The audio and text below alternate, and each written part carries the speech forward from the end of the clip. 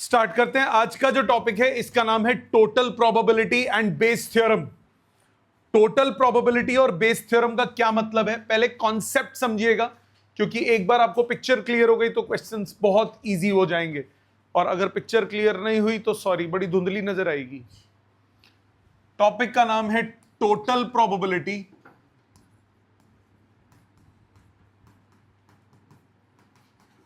And Bayes theorem.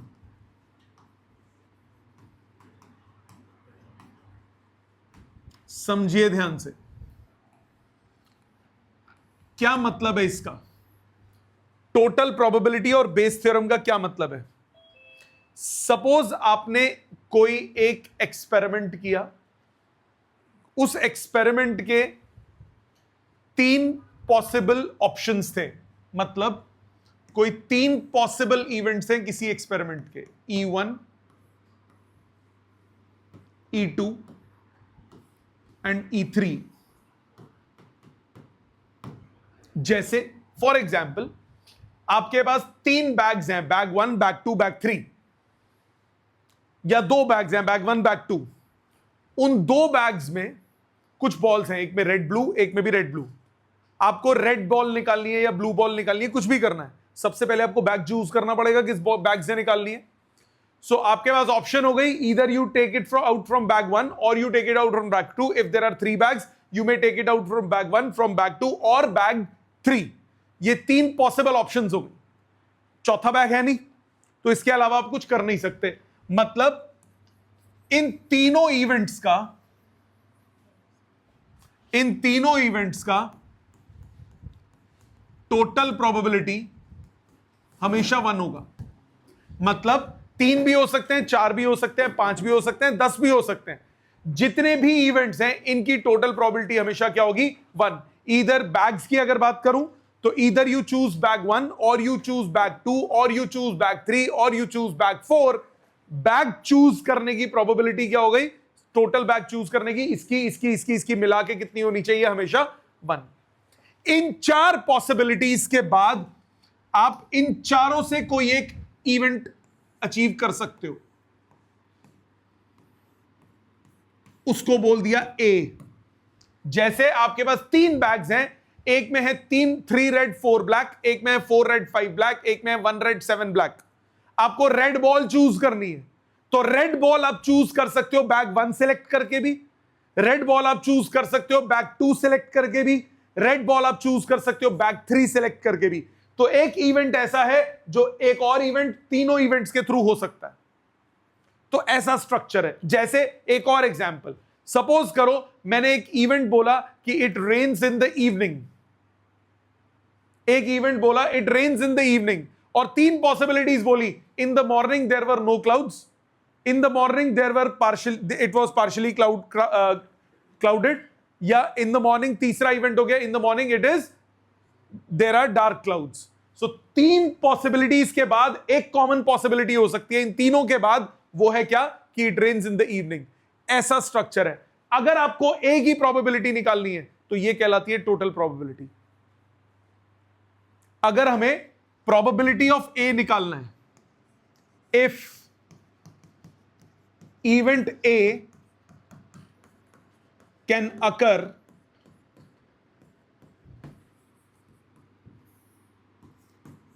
from E1, E2 or E3, then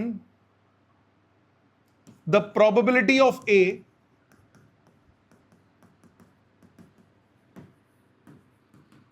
is called total probability. A की probability क्या कहलाएगी, total probability. कैसे निकालोगे, ए की प्रोबेबिलिटी 3 केसेस में हो सकती है, या तो ए और E1 हो, probability of A intersection E1, या फिर ए और E2 हो, probability of A intersection E2, या ए और E3 हो, probability of A intersection E3। ये किसका फॉर्मूला हो गया, ये फॉर्मूला हो गया टोटल प्रोबेबिलिटी का। Probability of A intersection E1, ए और E1 हो रहे हैं, ए एंड E2 हो रहे हैं, ए एंड E3 हो रहे हैं। ए एंड E1 की प्रोबेबिलिटी क्या होगी? Probability of E1 into probability of A when E1 has already occurred plus probability of E2 into probability of A when E2 has already occurred plus probability of E3 into probability of A when E3 has already occurred। पहले E1 E2 E3 हो रहे हैं, उसके बाद A हो रहा है ना। So E1 की probability multiplied by A की probability when E1 has already occurred, E2 की probability multiplied by A की probability when E2 has already occurred, E3 की probability multiplied by A की probability when E3 has already occurred। ये क्या कहलाता है? Total probability. Bayes theorem क्या होती है? अगर आपको बोला क्वेश्चन में कि A हो गया, मतलब A ऑलरेडी हो चुका है, बताओ कि E1 था या E2 था या E3 था।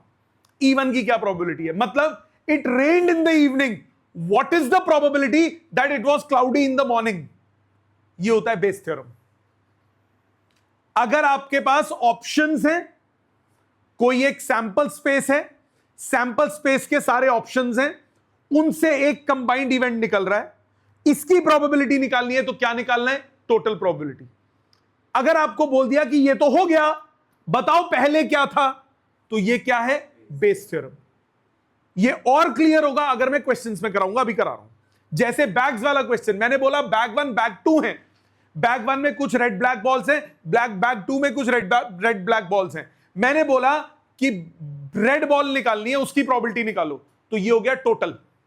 रेड की प्रोबेबिलिटी निकालनी है, मैंने बोला रेड निकल गई, बताओ कि वो बैग 1 से निकली थी, उसकी प्रोबेबिलिटी। तो ये किसका क्वेश्चन है? Bayes theorem.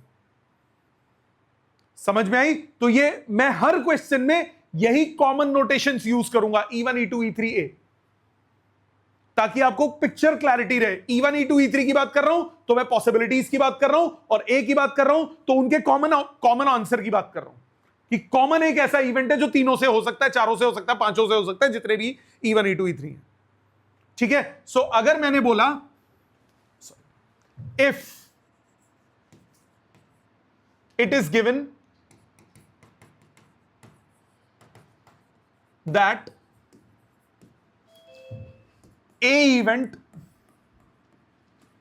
occurred, then the probability of occurrence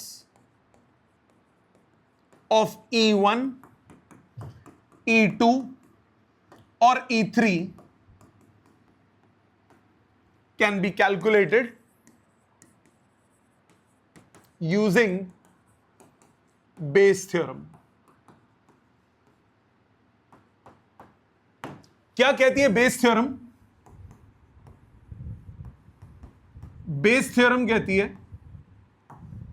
probability of E1 when A has already occurred। यही बोला ना मैंने, E1 की प्रोबेबिलिटी अगर हमें गिवन है कि A हो गया, तो ये होता है probability of A by E1 into probability of E1 divided by total probability। total probability ये वाली, probability of A by E1 into probability of E1 plus probability of A by E2 into probability of E2 plus probability of A by E3 into probability of E3। ये होता है Bayes theorem.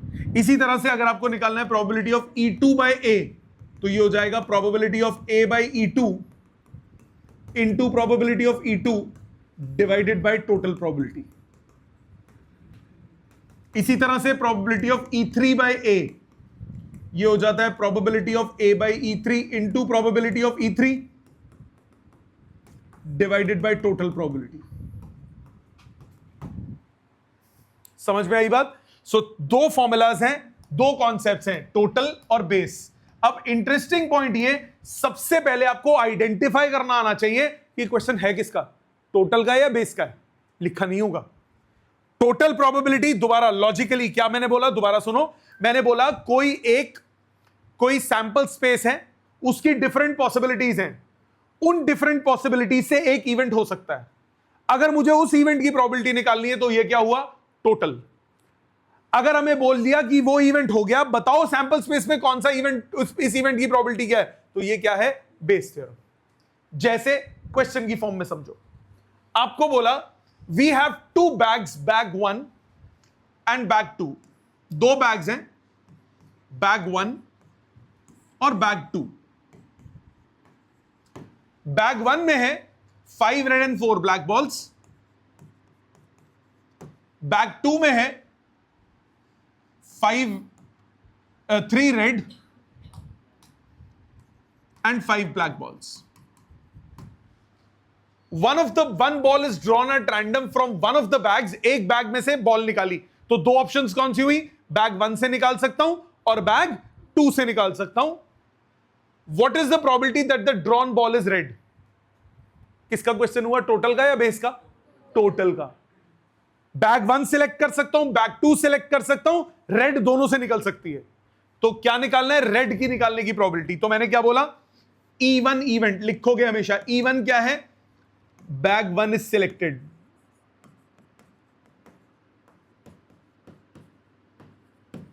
E2 क्या है, bag 2 is selected, A क्या है, red ball is drawn from selected bag.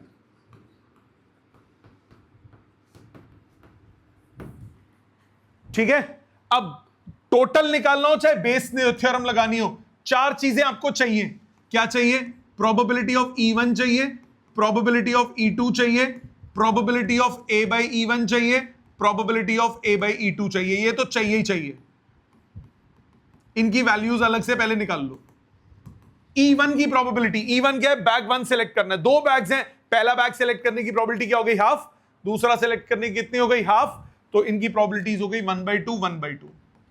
ध्यान रखने वाली बात हमेशा ये कि इनका टोटल मस्ट ऑलवेज बी 1।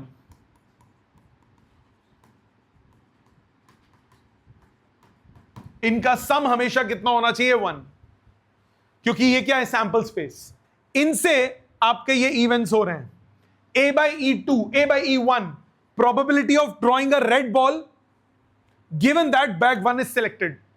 तो बैग 1 से रेड बॉल सिलेक्ट करने की क्या पॉसिबिलिटी है, 5/9, तो ये हो गया 5/9। Probability A by E2, probability of selecting red ball given that bag 2 is selected, क्या ये हो गया 3/8। आपको निकालना है total probability, probability of A, क्या formula, probability of A by E1 into probability of E1 plus probability of A by E2 into probability of E2।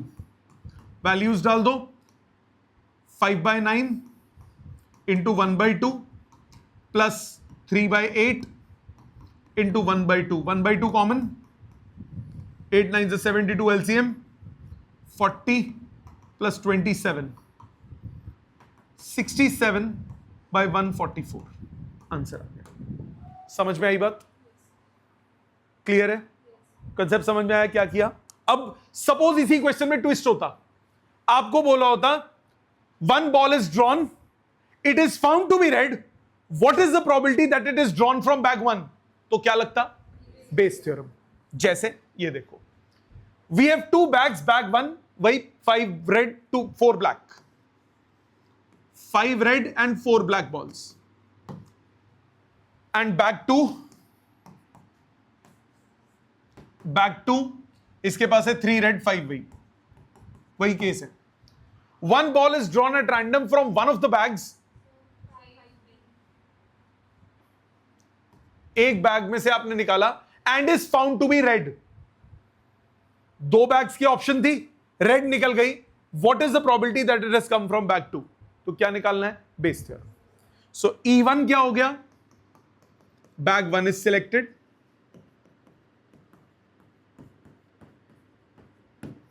E2 क्या हो गया, बैग 2 इज सिलेक्टेड, और A क्या हो गया, रेड बॉल इज ड्रॉन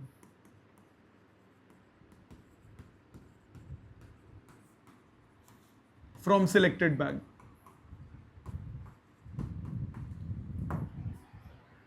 ठीक है, मानते हो यहां तक? अब क्या क्या चाहिए? a by E1, a by E2 और E1 और E2, ये चार तो चाहिए ही चाहिए। सो सबसे पहले probability of a by E1 चाहिए, probability of a by E2 चाहिए, प्रोबेबिलिटी ऑफ E1 चाहिए, प्रोबेबिलिटी ऑफ E2 चाहिए। E1 E2 की प्रोबेबिलिटी तो सीधी सीधी 1/2 हो गई। a बाई E1 रेड निकालना है, अगर बैग 1 सिलेक्टेड है 5/9, a बाई E2 3/8, उनका सम हमेशा 1। आपको निकालना क्या है? It has come from bag 2, probability of E2 when a has already occurred, ये निकालना है। तो क्या लगेगा? Bayes theorem. कैसे लगेगा? Probability of a by E2, probability of E2 by a, ये क्या होगा? Probability of a by E2 into probability of E2 divided by total probability, probability of a by E1 into probability of E1 plus probability of a by E2 into probability of E2। क्या यहां तक बात समझ में आती है? पक्का? Values डालते हैं। a बाई E2 ये रहा 3/8 into 1/2 upon 5/9 into 1/2 plus 3/8 into 1/2, 1/2 common निकल के कट गया ऊपर नीचे, 3/8 डिवाइडेड बाय 72, और ये कितना आया? 8 5 40, 67, 40 और 27 67, 8 9 72, 9 27, 27/67 आंसर। आई बात समझ? दोनों का फर्क समझ में आ गया? एक और करके दिखाता हूं। क्वेश्चन अभी तुमसे कराने के लिए बहुत सारे क्वेश्चन है, आपको सिर्फ अभी फॉर्मूला लिखना होगा, तुम्हारे पे करने के लिए बहुत क्वेश्चन होंगे, टेंशन नहीं। इधर देखो, ये क्वेश्चन कौन सा है? ये वो क्वेश्चन है जो पिछली एक एक्सरसाइज में मैंने 2 क्वेश्चन गलती से डाल दिए थे ना, कि टोटल प्रोबेबिलिटी के और बेस थ्योरम के क्वेश्चन गलती से। ये वो वाला क्वेश्चन है, बेस थ्योरम वाली एक्सरसाइज का असाइनमेंट का नहीं है, ये वो वाला क्वेश्चन है जो गलती से उसमें डल गया था। लेट्स सी ये किसका है। कह रहा है अ bag contains 4 yellow and 5 red balls. एक बैग के पास 4 येलो एंड 5 रेड बॉल्स हैं, and another bag contains 6 yellow and 4 red balls. Bag 2 के पास 6 येलो एंड 4 रेड बॉल्स हैं। A ball is taken out from the first bag and without seeing it colour it is put in the second bag. अब ये different हो गया पहले से। एक ball आपने बैग 1 से निकाल के बैग 2 में फेंक दी, 1 बॉल आपने चेंज कर दी। अब एक बात बताओ, 2 ऑप्शंस होंगे इसके। क्या 2 ऑप्शंस होंगे? कि या तो येलो ट्रांसफर हुई या रेड ट्रांसफर हुई, यस और नो? या तो येलो ट्रांसफर हुई या फिर रेड ट्रांसफर हुई। ये क्या हो गया? E1 और E2। There are 2 options, there are 2 options of an experiment. Either you have transferred yellow और यू हैव ट्रांसफर्ड रेड। तो E1 हो गया, येलो बॉल इज ट्रांसफर्ड,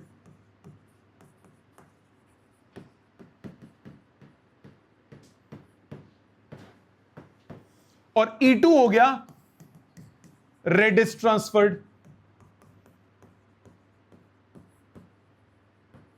बात समझ में आई? पहली डेडलाइन पढ़ के समझ में आता है। A ball is taken out from bag 1 and without seeing its color is put in the bag 2. Find the probability that if now a ball is drawn from the second bag, it is yellow in color. यहां से आप एक ball निकाल रहे हो, yellow colour की है, तो रेड ट्रांसफर होना एक ऑप्शन, येलो ट्रांसफर होना एक ऑप्शन, निकालना येलो। तो इसकी प्रोबेबिलिटी क्या होगी? टोटल। तो ए इवेंट क्या हो गया? Yellow ball taken out from bag 2. Yellow is taken out from bag 2. अब ध्यान दो, निकालना क्या है? प्रोबेबिलिटी ऑफ ए निकालना है, मतलब आपको टोटल प्रोबेबिलिटी निकालनी है। तो क्या चीज चाहिए होगी? प्रोबेबिलिटी ऑफ E1 चाहिए, प्रोबेबिलिटी ऑफ E2 चाहिए, probability of A by E1 चाहिए, probability of A by E2 चाहिए। अब बताओ E1 की प्रोबेबिलिटी क्या होगी? E1 क्या है? Yellow transfer. यहां से येलो ट्रांसफर करने की क्या प्रोबेबिलिटी है? 4/9। कितनी येलो है? 4। और टोटल कितनी है 9, तो ट्रांसफर करने की प्रोबेबिलिटी 4/9 और रेड ट्रांसफर होने की प्रोबेबिलिटी 5/9। मानते हो बेटा? ठीक है। A/E1 मतलब यहां से येलो निकालना है। अगर एक येलो ट्रांसफर हो गया है, एक येलो ट्रांसफर हो गया, तो यहां येलो कितनी बची 7 और रेड कितनी हुई 4। प्रोबेबिलिटी कितनी हो गई 7/11। तो A/E1 हुआ 7/11। A/E2 अगर रेड ट्रांसफर हुई थी तो यहां येलो कितनी है 6, रेड कितनी हो गई 5, तो अब येलो निकालने की प्रोबेबिलिटी 6/11। मानते हो बात? आपको जो निकालना है निकाल लीजिए। आपको निकालना है प्रोबेबिलिटी ऑफ ए, क्या formula, probability of A/E1 into probability of E1 plus probability of A/E2 into probability of E2। Multiply कीजिए दिस इंटू दिस, 7 चौक 28, 28/99 plus this into this, 6×5 30, 30/99। Answer कितना आया 58/99। क्या ये समझ में आता है? क्या ये समझ में आता है? तो सबसे पहली चीज आपको A/E1 E2 आइडेंटिफाई करने, आधी जंग जीत जाओगे आप। ठीक है। अब सपोज करो इसी क्वेश्चन में आपको बोला होता दो बॉल ट्रांसफर करनी है, तो 2 बॉल ट्रांसफर करने के 3 ऑप्शंस होते हैं। पहला, येलो ट्रांसफर हुई दोनों, दूसरा दोनों रेड ट्रांसफर हुई, तीसरा एक रेड और एक येलो ट्रांसफर हुई। 3 ऑप्शंस बनते ना, तो वो हो जाते E1 E2 और E3। उसके बाद कुछ निकाला, वो क्या हो जाता A। समझ में आई बात? ये वाला क्वेश्चन आप दिमाग लगाएंगे। क्या क्वेश्चन है? An urn contains 10 white and 3 black balls. एक अर्न जिसमें 10 व्हाइट और 3 ब्लैक बॉल्स हैं, while another urn contains 3 white and 5 black balls, 3 white and 5 black balls। मैं आपके लिए इस क्वेश्चन में A/E1 E2 लिख देता हूं। 2 balls are drawn from first urn and put in the second। यहां से 2 गेंदें फेंक दी, तो पहली ऑप्शंस क्या बनी E1, 2 white balls are transferred। E2 event क्या बना 2 black balls are transferred. E3 event क्या बना 1 white and 1 black is transferred.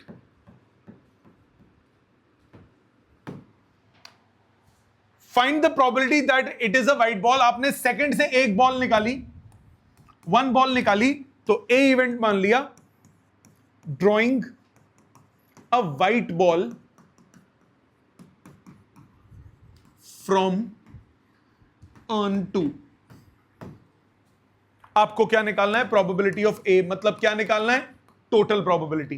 क्या ये समझ में आता है? सिचुएशन समझ में आती है? दिमाग लगाओगे इसमें? करो कोशिश, करो कोशिश, इसको चेक करो सामने। वैल्यूज निकालते हैं। आपको निकालना है प्रोबेबिलिटी ऑफ ए, मतलब टोटल प्रोबेबिलिटी। टोटल प्रोबेबिलिटी के लिए क्या चाहिए होगा? Probability of E1, probability of E2, probability of E3। पहले ये 3 निकालते हैं। E1 इवेंट 1 क्या है? 2 व्हाइट ट्रांसफर करनी है, तो क्या करोगे? पहली व्हाइट ट्रांसफर करने की प्रोबेबिलिटी 10/13, दूसरी व्हाइट ट्रांसफर करने की 9/12, मतलब 90/13 इंटू 12, 13 130, 130 और 26 156। काटो पहले, रुक जाओ, कट रहा है।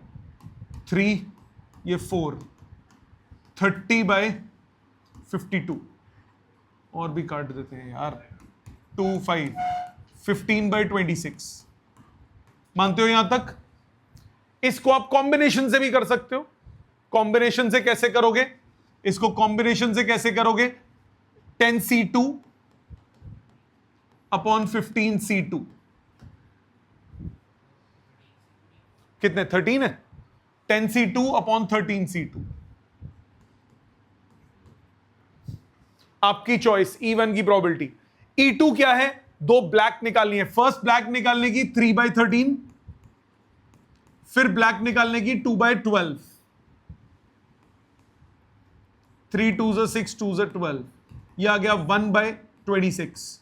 या फिर आप इसको कर सकते हो 3C2 अपॉन 13C2, चॉइस आपकी, जैसे मर्जी कर लो। अगर आपको E3 एक व्हाइट एक ब्लैक ये दोनों का करना है तो दो ऑप्शंस बनेंगी, व्हाइट ब्लैक या black white. 10/13 into 3/12 plus 3/13 into 10/12। ये क्या किया, ये हुआ white black plus black white. Cancellations करो, 3 4 2 5, 3 4 2 5, कितना हुआ ये 5/26, 5/26, ये आ गया 10/26। या फिर इसको लिखोगे 10C1 into 3C1 upon 13C2। समझ में आई बात? ये हो गया E1 E2 E3। चेक कर लो, तीनों का सम 1 आना चाहिए। 10/26, 1/26, 15/26, 1 आता है कि नहीं आता? आना चाहिए। अब आ जाओ A/E1, प्रोबेबिलिटी ऑफ A/E1। अगर दो व्हाइट ट्रांसफर हो गई तब व्हाइट निकालने की प्रोबेबिलिटी, 5 व्हाइट हो गई 5 ब्लैक हो गई, तब व्हाइट निकालने की प्रोबेबिलिटी हो गई 5/10 यानी 1/2। A/E2, अगर दो ब्लैक ट्रांसफर हो गई तब व्हाइट निकालने की प्रोबेबिलिटी 3/10। अगर एक व्हाइट एक ब्लैक ट्रांसफर हुई तब व्हाइट निकालने की प्रोबेबिलिटी, तब 4 व्हाइट और 6 ब्लैक हो गई, तो प्रोबेबिलिटी ऑफ A/E3 कितना आ गया? 4/10। मानते हो बेटा? अगर दो व्हाइट ट्रांसफर हुई तो 5 व्हाइट 5 ब्लैक बन गई, प्रोबेबिलिटी व्हाइट निकालने की कितनी हुई? 5/10। अगर दो ब्लैक ट्रांसफर हुई तो 3 व्हाइट और 7 ब्लैक बन गई, तब एक व्हाइट निकालने की प्रोबेबिलिटी 3/10। अगर एक व्हाइट एक ब्लैक ट्रांसफर हुई तो 4 और ये 6 बन गए, तब ब्लैक व्हाइट निकालने की प्रोबेबिलिटी कितनी हो गई? 4/10। अब आपको टोटल प्रोबेबिलिटी निकालना है। प्रोबेबिलिटी ऑफ ए कितना हो जाएगा? Probability of A/E1 into probability of E1 plus probability of A/E2 into probability of E2 plus probability of A/E3 into probability of E3। Value डालो, this into this, 15/26 into 1/2,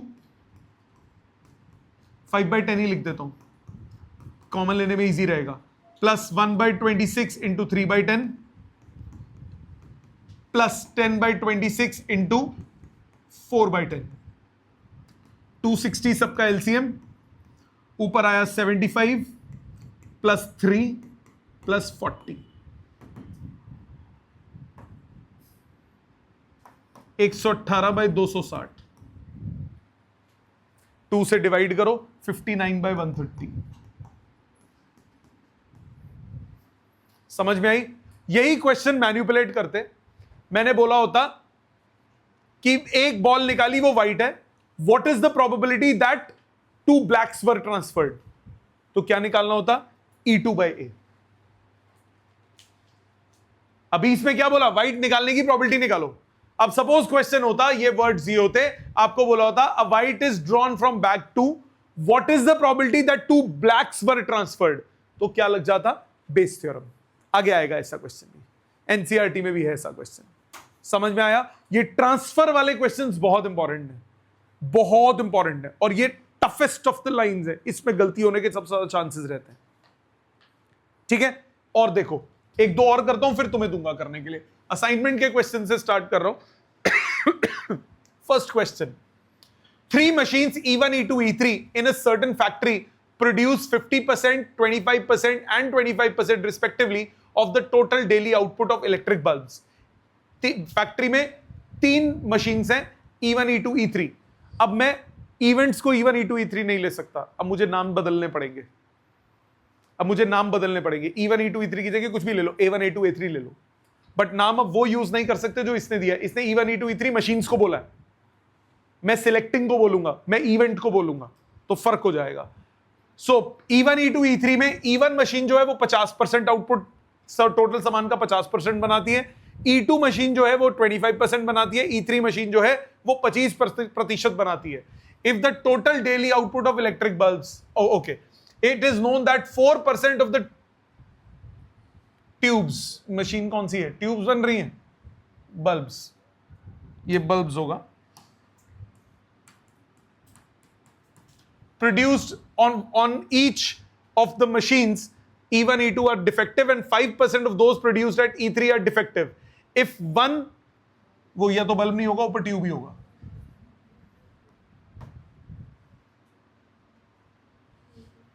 total electric, अच्छा tube ही तो थी, bulbs कहां पढ़ लिया मैंने, छोड़ो। सो E1 और E2 के 4% डिफेक्टिव हैं और E3 के 5% डिफेक्टिव हैं।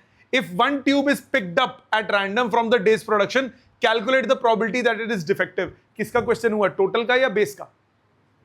सोचो, तीन मशीन्स हैं, तीन मशीन्स हैं, तीन मशीन्स हैं, तीन मशीन्स हैं, तीन मशीन्स हैं, तीनों कुछ ट्यूबें बना रही है। एक ट्यूब निकाली, वो डिफेक्टिव निकली, आपको क्या निकालना है, उसके डिफेक्टिव होने की प्रोबेबिलिटी, तो किसका है, टोटल। अगर बोला होता निकाली डिफेक्टिव निकली, बताओ वो E3 से थी, तो ये क्या होता, बेस थ्योरम। ठीक है, तो अब आ जाते हैं इस क्वेश्चन पे।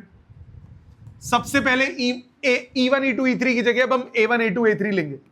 लेट A1 क्या है, A1 क्या है, machine E1 is selected, A2 ले लिया, मशीन E2 is selected, और A3 ले लिया, मशीन E3 is selected। और A इवेंट है, one tube is picked up at random and calculate probability that is defective. Defective tube is selected। हमें निकालना है ए की प्रोबेबिलिटी की, हम डिफेक्टिव को हाथ लगाएं उसकी प्रोबेबिलिटी। क्या क्या वैल्यूज हैं, चाहिए क्या, probability of A by E1 चाहिए, probability of A by E2 चाहिए, probability of A by E3 चाहिए, प्रोबेबिलिटी ऑफ E1 चाहिए, प्रोबेबिलिटी ऑफ E2 चाहिए, प्रोबेबिलिटी ऑफ E3 चाहिए। अब मुझे बताओ पहले E1 E2 E3 की प्रोबेबिलिटीज कितनी होंगी। E1 नहीं हुए, मैंने वर्ड्स चेंज किए थे। Probability of A1, probability of A2, probability of A3, probability of A by A1, probability of A by A2, probability of A by A3। सबसे पहले बताओ A1 A2 A3 की प्रोबेबिलिटी क्या होगी। A1 की probability कितनी होगी, मशीन में 50% आउटपुट E1 दे रही है, 25-25 वो दोनों दे रहे हैं, तो A1 मशीन का प्रोडक्ट है, उसकी प्रोबेबिलिटी कितनी हुई, 1/2, 50%। A2 की क्या हुई, 25%। A3 की क्या हुई, 25%। टोटल कितना हो गया, 1।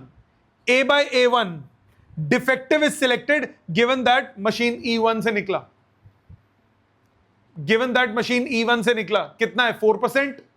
E1 मशीन में कितना डिफेक्टिव है, 4%। डिफेक्टिव की प्रोबेबिलिटी अगर वो मशीन 2 से निकला, वो भी कितना दिया हुआ है, 4%। और डिफेक्टिव की प्रोबेबिलिटी अगर वो मशीन 3 से निकला, तो वो क्या है, 5%। यही बोला है क्वेश्चन में। इनका सम 1 नहीं होता, इनका 1 होता है। टोटल निकाल दो प्रोबेबिलिटी। प्रोबेबिलिटी ऑफ ए कितना होगा, probability of A by A1 into probability of A1 plus probability of A by A2 into probability of A2 plus probability of A by A3 into probability of A3। Value डालो, 1/2 into 4/100 plus 1/4 into 4/100 plus 1/4 into 5/100 कितना हुआ? ये 2, ये cut गया, ये नहीं कटा। 2/100, 1/100, 3/100 plus 5/400, 400 LCM 12 plus 5 17/400। आया समझ? पक्का? अगला, there are 3 bags, one of which contains 3 bag itna, 4 bag itna. A die is thrown if it shows 1 to 3. Bag 1 is a ball is taken from first bag, but it shows up any other. A ball is chosen from second bag. Find the probability of choosing a black bag. पहले बताओ, question को analyse करो, निकालना क्या है वो सोचो, फिर उसके बाद E1 E2 सोचो, फिर ए सोचो, और फिर टोटल प्रोबेबिलिटी या फिर बेस थ्योरम जो भी लगना वो लगाओ। पूरा क्वेश्चन आपको दिमाग लगाना है। एक ये क्वेश्चन 2, फिर लगाओगे क्वेश्चन 3 पे दिमाग। A person has undertaken a construction job, the probabilities are 0.65 that there will be a strike, 0.80 that the construction job will be completed on time if there is no strike, and 0.32 if the construction job is completed on time if there is a strike. Determine the probability that the construction job will be completed on time. दिमाग लगाना है आपको, हो ना हो doesn't matter। ये 2 questions पे आप दिमाग लगाइए। पहले पिछला वाला, क्या करना है क्या नहीं करना, सब कुछ आपको सोचना है, एक एक शब्द। ये दोनों क्वेश्चंस अटेम्प्ट कीजिए। चलिए चेक करते हैं दोनों, कोई बात नहीं। सामने ध्यान दो, जिसका हो गया कोई बात नहीं, जिसका नहीं हुआ सामने ध्यान देंगे। पहले क्वेश्चन नंबर 2, सेकंड कह रहा है there are 2 bags, one of which contains 3 black and 4 white. पहला bag 3 black and 4 white, bag 1. The other contains 4 black and 3 white, 4 black and 3 white, bag 2. A die is thrown if it shows 1 and 3. A ball is taken from the first bag, but if it shows up any other number, the ball is chosen from the second bag. Find the probability that the choosing a black ball. So E1 ball is chosen from bag 1. E2 ball is chosen from bag 2. A कौन सी ball निकालनी है?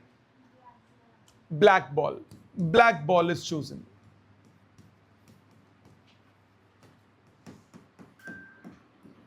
अब E1 E2 की probability यहां पे 1/2 1/2 नहीं है। Probability of E1, आपने डाई को फेंका, अगर 1 और 3 आया तो बैग 1 सिलेक्ट किया, मतलब 2/6 होगी E1 की probability 1/3।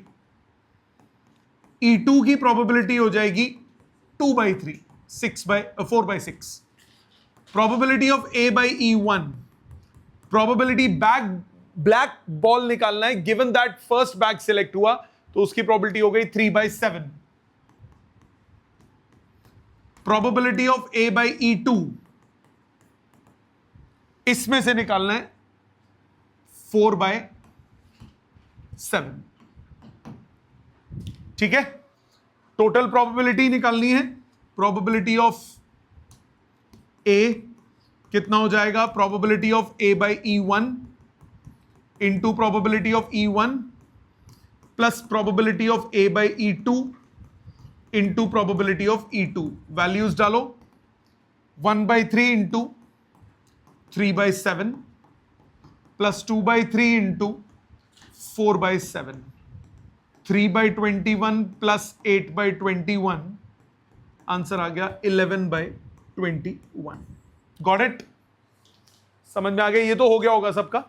Next, a person has undertaken a construction job. अच्छा जी, एक बंदे ने कंस्ट्रक्शन जॉब को लिया। The probabilities are 0.65 that there will be a strike. अब या तो स्ट्राइक होगी या स्ट्राइक नहीं होगी, 2 ऑप्शंस होगी। तो E1 आपके पास हो गया there will be a strike. E2 बोल दिया there will be no strike. तो probability of E1 मेरे पास आ गया 0.65, probability of E2 मेरे पास आ गया 0.35, 1 में से माइनस करके। आगे आते हैं डाटा में। 0.80 that the construction job will be completed on time. तो A इवेंट मान लिया, construction job completed on time. आ रहा हूं, मैंने इसकी प्रोबेबिलिटी थोड़ी ना बोली, मैंने इवेंट लिया। अब ए इवेंट की प्रोबेबिलिटी दी हुई है given that E1 has already occurred. If there is no strike तो 0.80, so probability of A when E1 has occurred ये दिया है 0.80, यही बोला है। आगे क्या बोल रहा है? 0.32 that the construction job will be completed on time if there is a strike. Probability of A by E2 मेरे को दे दिया 0.32। डाटा बाइफर्केशन देख रहे हो मैं कैसे साथ साथ कर रहा हूं? ओ उल्टा लिख दिया मैंने, स्ट्राइक का 0.65 था, ओके ये 0.32, 0.80, स्ट्राइक की थी ना 0.65, ठीक है। डाटा साथ साथ लिखते जाओ, गलती नहीं होगी। Determine the probability that the construction job will be completed on time. आपको टोटल प्रोबेबिलिटी निकालनी है। क्या सिचुएशन समझ में आ गई? क्वेश्चन में बोला होता construction job completed on time, what is the probability that there was no strike, तो ये किसका क्वेश्चन होता? बेस थ्योरम का, ठीक है। सो अब ए की प्रोबेबिलिटी निकालनी है, तो प्रोबेबिलिटी ऑफ ए कितना हुआ? Probability of A by E1 into probability of E1 plus probability of A by E2 into probability of E2. So 0.65 into 0.32 plus 0.35 into 0.80। मानते हो? कैलकुलेट हो जाएगा? कैलकुलेट होके कितना आंसर आ रहा है? एक काम करते हैं ना, पेपर में थोड़ी ना लंबी लंबी कैलकुलेशन करोगे, थोड़ा सा दिमाग लगाओ। ये पॉइंट पॉइंट को तो 2 पॉइंट बाहर ले लो, 1/100 और 1/100 बाहर ले लो। अब ये बचा 80 और ये बचा 32, 8 कॉमन आ रहा है, 8 बाहर ले लो। 65 और 35, इसमें 5 बाहर आ रहा है, क्या बचा? 13 बचा। 8 बार लिया था, 8 चौक 32 प्लस ये 7 और इसमें से 8 बार लिया था, ये कितना बचा? 10।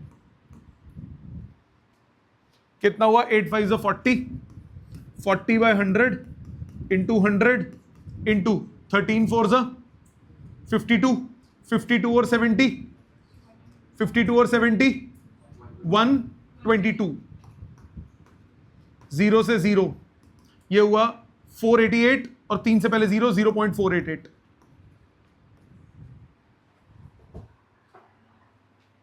ठीक है, बाकी तुम्हारी इच्छा, तुम वैसे कैलकुलेट कर लो, मेरे को पसंद नहीं है। क्लियर सबको? आ जाओ अगले पे। देयर आर 3 बैग्स, आपको करना है, मैं स्टार्ट दे रहा हूं सिर्फ। There are 3 bags having the following compositions of black and white, 1 2 3। There are 3 bags, one of these bags is chosen with probabilities 0.2 0.6 0.2। तो पहला बैग चूज करने की प्रोबेबिलिटी कितनी दी है? 0.2। दूसरा बैग चूज करने की 0.6, तीसरा बैग चूज करने की 0.2। From the chosen bag, 2 balls are drawn at random without replacement. Both the balls happen to be white. Calculate the probability that it is drawn from urn 3. Bayes theorem. अगर ये यहीं खत्म हो जाता, what is the probability that both the balls are white, तो होता total। ये किसका होगा? बेस का। समझ में आई? करूं मैं? नहीं, तुम करोगे? चलो 2-3 का स्टार्ट देते हैं। ये भी बिल्कुल ऐसा है, अब तुम सोचना इसमें। 6, ये नया क्वेश्चन है, इस पे भी तुम दिमाग लगाओ। 3 क्वेश्चन है आपके पास, क्वेश्चन 4, क्वेश्चन 5, क्वेश्चन 6। जितना होता है करो, आपकी चॉइस, आराम आराम से करो। तीनों क्वेश्चन आपके पास 10 मिनट का समय है। ध्यान दीजिए सामने। पहले 4th, there are 3 bags having the following compositions, इतना इतना इतना, one of the bag is chosen. So E1 मान लिया, बैग 1 इज चूजन। E2 मान लिया, bag 2 is chosen. E3 मान लिया, bag 3 is chosen. Probability of E1 आपको दिया है 0.2, probability of E2 आपको दिया है 0.6, probability of E3 आपको दिया है 0.2. ये तीन चीजें गिवन है. आगे क्या बोला? From the chosen bag, 2 balls are drawn at random without replacement. Both the ball happens to be white. A मान लिया, 2 white balls are chosen. So probability of A by E1, probability of A by E2, probability of A by E3. दो white निकालनी है. अब इसमें आप वो cases तो बनेंगे नहीं, तो मैं कॉम्बिनेशन क्यों लगाऊं, सीधा डायरेक्ट करूंगा. सो फर्स्ट वाले में से व्हाइट निकाल, पहली व्हाइट निकालने की प्रोबेबिलिटी 7/10, फिर 6/9, 42/90. कट रहा है, काटो, पहले छोटा कर लो. 2 3 5, ये हो गया 7/15. फिर व्हाइट निकालने की दूसरे बैग में से, दूसरे बैग में 4 व्हाइट 6 ब्लैक है, 4/10, 3/9, 2/15. A by E3, 2 white 8 black, 2/10, 1/9. ये आ गया 1/45. मानते हो? 1/45. कैलकुलेशन छोटी करने के लिए मैं इसको 21/45 लिख लेता हूं, इसको 6/45 लिख देता हूं, ताकि 45 45 45 मेरा सीधा सीधा कैंसिल आउट हो जाए या कॉमन निकल जाए. आगे क्या बोला? Both the balls happen to be white, calculate the probability that it is from bag 3, probability of E3 by A निकालना है. लगेगा क्या? Bayes theorem. Probability of E3 by A, ये होता है probability of A by E3 into probability of E3 divided by probability of A by E1 into probability of E1 plus probability of A by E2 into probability of E2 plus probability of A by E3 into probability of E3. Value डालो. 21/45 नहीं, E2 का था. 6/45 E3 था, 3 था. 1/45 into 0.2 divided by 21/45 into 0.2 plus 6/45 into 0.6 plus 1/45 into 0.2. 45 तो उड़ गया, ऊपर क्या बचा? 0.2. नीचे क्या आया? 0.2 into 21, 4.2 plus 0.6 into 6, 3.6 plus 1 into 0.2, 0.2.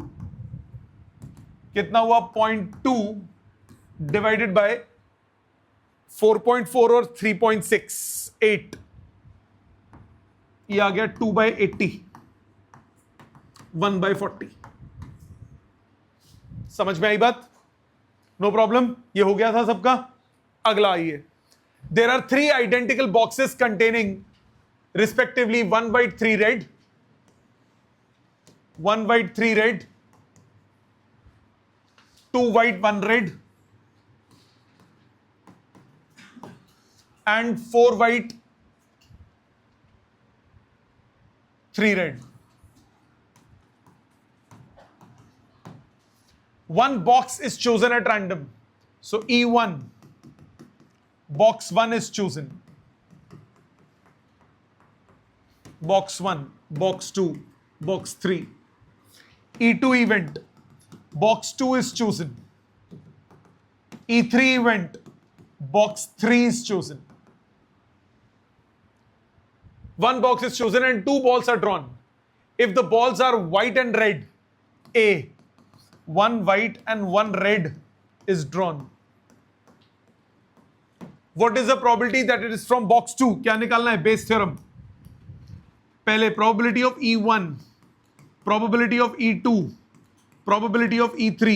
कितना हो गया? 1/3 1/3 1/3, क्योंकि तीनों रैंडमली चूज कर रहे हो। प्रोबेबिलिटी ऑफ A/E1, एक व्हाइट एक रेड, तो white red plus red white दोनों ऑप्शंस बनेंगी। So white red plus red white, white red plus red white. White की प्रोबेबिलिटी 1/4,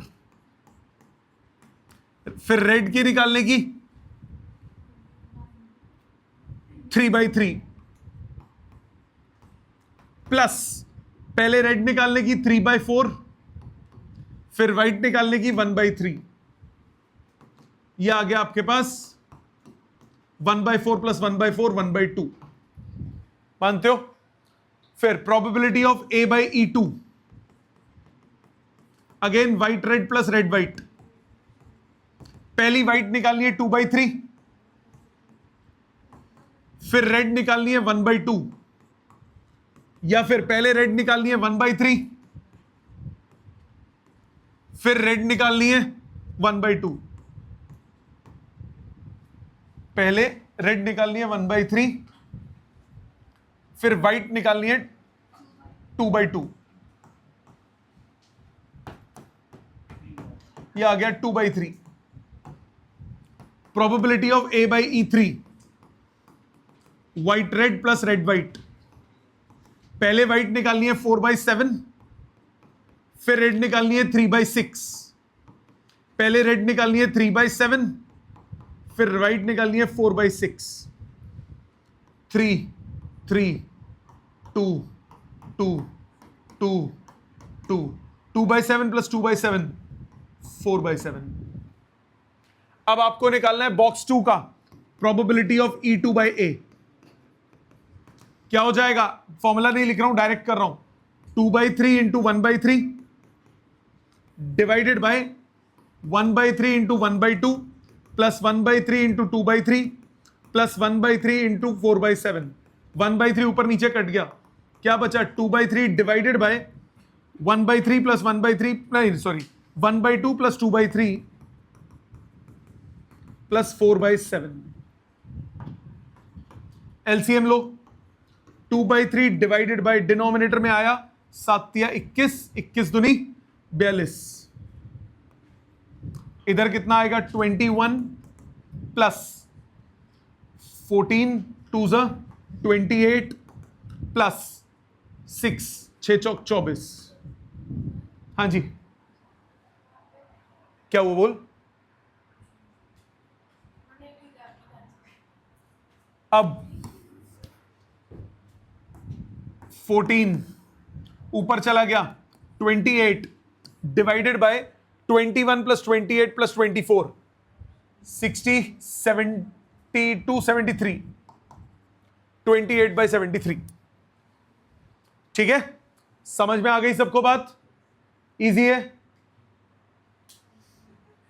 इजी नहीं है? कोई बात नहीं, और क्वेश्चंस करो, अपने आप होगा। अभी तो 5 करें, बहुत सारे। 6th, 2 sets of candidates compete for position of board of directors of a company.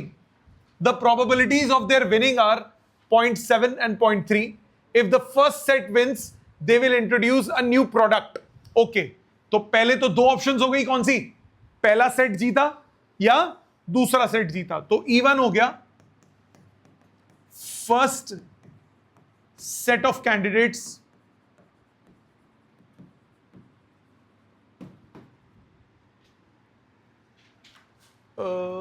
two sets of candidates compete are selected. E2 हो गया second set of candidates are selected. दोनों की प्रोबेबिलिटी विनिंग की कितनी दी हुई है? 0.7। प्रोबेबिलिटी ऑफ E1 हुआ 0.7, दूसरे की 0.3। आगे क्या बोला? If the first set win they will introduce a new product. A मान लिया, new product is introduced.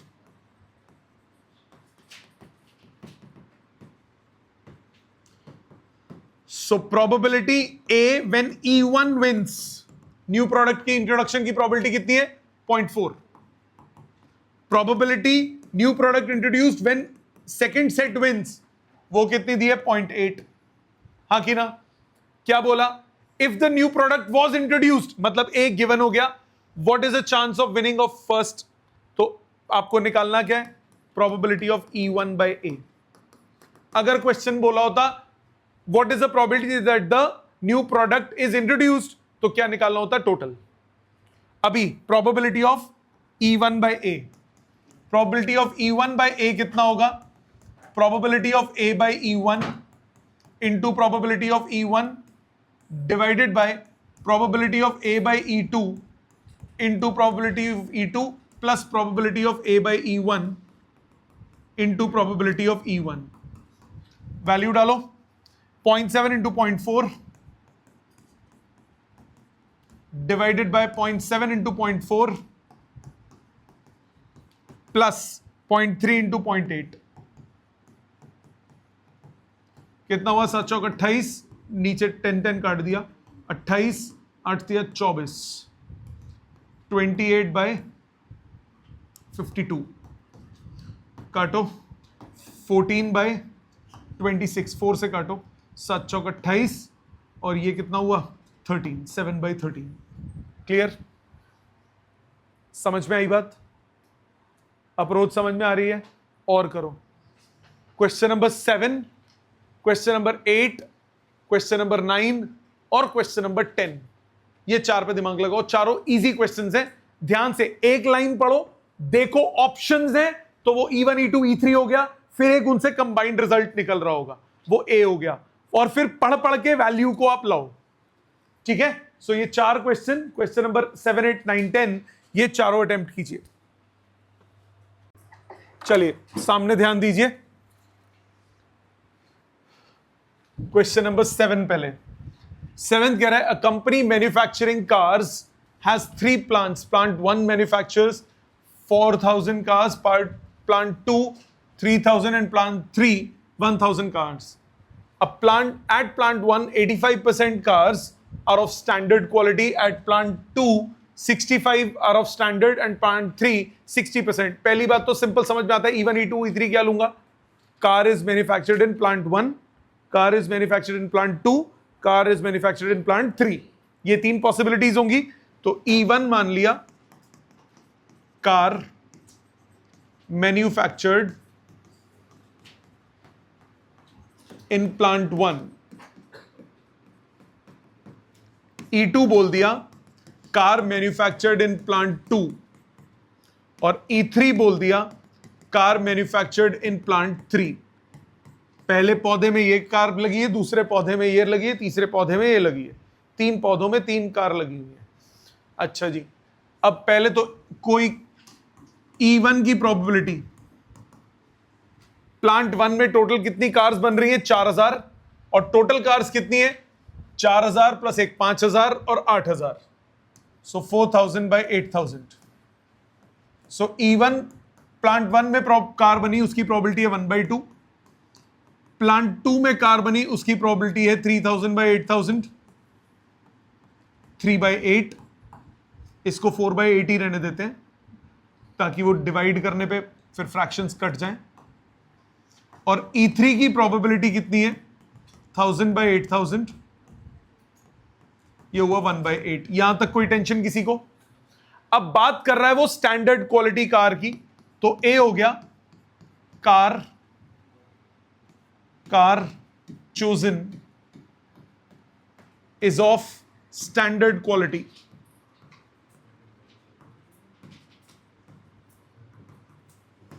So probability of A by E1, plant 1 में स्टैंडर्ड क्वालिटी की कितनी बन रही है? 85%. Probability of A by E2, plant 2 में standard quality की कितनी बन रही है? 65%.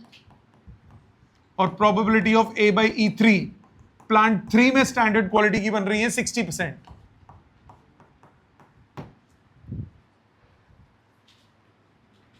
If it is known that the car manufactured by the company is of standard quality. Probability निकालना है प्लांट 2, तो probability of E2 by A निकालना है. क्या यहां तक समझ में आता है बेटे? यहां तक समझ में आता है. अब क्या करोगे? E2 बाय A निकालना है तो क्या लगेगा? Bayes theorem. अगर सिर्फ निकालना होता कि कार स्टैंडर्ड क्वालिटी है तो क्या लगता? Total probability. So probability of E2 by A, formula आप लिख लेना. क्या होगा? Probability of A by E2 into probability of E2 divided by probability of A by E1 into probability of E1 plus 3/8 into 65/100 plus 1/8 into 60/100. 100 और 8 कट गए, बचा 65 into 3 195 divided by 85 into 4 340 65 into 3 195 60. So 195 divided by 255 और 340 कितना हुआ? 255 और 300 कितना हुआ? 555 में 40 जोड़ो 595. ठीक है, कैंसिलेशन करो. 5 के साथ कटता है, 5 से कटेगा. ये हो गया 60. 5 से कटेगा 5 से काटो, कितना बचा? 39 डिवाइडेड बाय 1. 5 से काटा 1 और फिर 19. 39/119. ठीक है, समझ में आ गई सबको? Next, an insurance company insured 2000 scooter drivers, 4000 car drivers, 6000 truck drivers. The probability of accident is 0.01, 0.03 and 0.15. One of the insured person meets with an accident. What is the probability that he is a scooter driver? So E1, insured person is a scooter driver. E2, insured person is a car driver. E3, insured person is a truck driver. A person meets accident. आपको निकालना है probability of A by E1, नहीं E1 by A. Scooter का है, given that उसका accident हो गया. Yes और नो? वैल्यू डालो. Probability of E1 2000 divided by 4 5 6 6 6 12 2/12. Probability of E2 4000 by 12000 4/12. काट लो इसको. 1/6 ये हुआ 1/3. Probability of E3 6000 by 12000 1/2. मानते हो? Probability of A by E1, accident हो गया गिवन दैट वो स्कूटर ड्राइवर है, 0.01. Probability of A by E2, accident होना गिवन दैट वो कार ड्राइवर है, 0.03. Probability of A by E3, accident होना गिवन दैट कि वो ट्रक ड्राइवर है, दैट इज 0.15. आपको निकालना था probability of E1 bye A. कितना हो जाएगा? A by E1 into probability of E1 divided by 1/6 into 0.01 plus 1/3 into 0.03 plus 1/2 into 0.15. So 6 से ऊपर नीचे मल्टीप्लाई कर दो. 0.01 डिवाइडेड बाय 0.01 प्लस 0.06, 2 कटेगा ना, 2 बचेगा, प्लस 0.45. पॉइंट उड़ा दो. 1/45, एक 46, 52, 1/52. समझ में आ गई बात? स्प्राइट है एकदम क्लियर सबको? Next 9th, Suppose 5 men out of 100 and 25 women out of 1000 are good orators. An orator is chosen at random. Find the probability that a male person is selected. Assume that there are equal number of men and women. So E1, male is selected. E2, female is selected.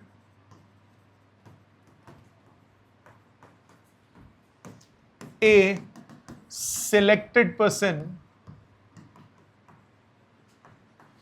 is a good orator. क्या निकालना है? Assume that there are equal number of, find the probability that the male person is selected. An orator is chosen at random. Probability of E1 by A निकालना है आपको. So सबसे पहले probability of E1 कितना होगा? 1/2. Probability of E2 कितना होगा? 1/2. क्योंकि उसने बोला equal number of main and women है, मतलब मेल और फीमेल इक्वल है, तो मेल सिलेक्ट करने की और फीमेल सिलेक्ट करने की प्रोबेबिलिटी कितनी हो गई? 1/2 1/2. Probability of A by E1, बंदा सिलेक्ट किया, बंदों में कितने बंदे वो थे? 5, तो 5/100, 5 out of 100. Probability of A by E2, women कितनी थी? 25 out of 1000, 25/1000, मतलब बाढ़ में जा. ठीक है, अब आपको क्या निकालना है? E1 by A. Probability of E1 by A कितना हुआ? Probability of A by E1 into probability of E1 plus probability of A by E2 into probability of E2 plus probability of A by E1 into probability of E1. E1 और E2 दोनों की probability same है, ये तो cancel हो गया. A by E1 कितना हुआ? 5/100 डिवाइडेड बाय 5/100 प्लस 25/1000. 1000 से ऊपर नीचे मल्टीप्लाई 50/50 प्लस 25, ये हो गया 25 से काटू 2/3. ठीक है, समझ में आ गई सबको बात? Next, in a certain university the percentage of Hindus, Muslims and Christians among students is 50, 25 and 25. If 50% Hindus, 90% Muslims and 80% Christians are smokers, find the probability that randomly selected smoker is a Muslim. So E1, selected student is Muslim. E2, selected student is Hindu. Data में उल्टा दिया हुआ ना, पहले हिंदू दिया हुआ है. मुस्लिम. और E3 मान लिया क्रिश्चियन.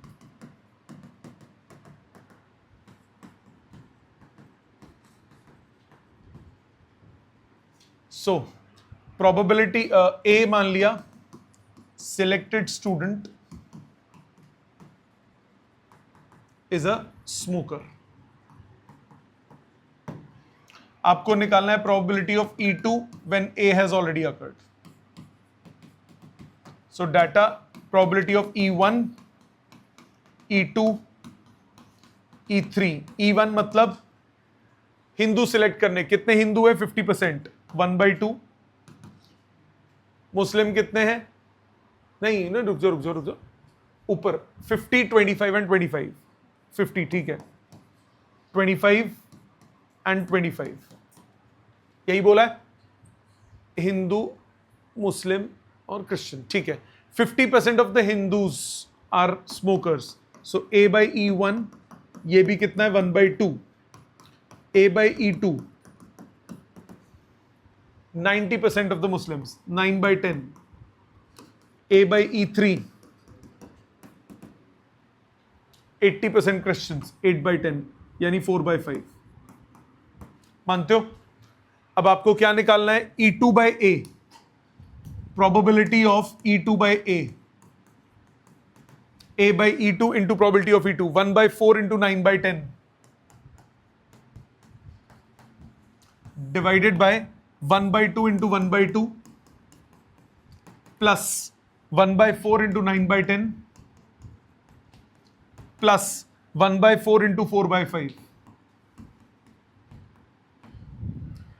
डिनोमिनेटर सेम बनाओ, ऊपर डिनोमिनेटर है 40, नीचे है 4, 40 और ये 20, ऊपर नीचे 40 से मल्टीप्लाई, 9/40/4 हो गया 10, 40 कट के बचा 9, 20, 2 बचा, 4 2 से 8, सो 9/27,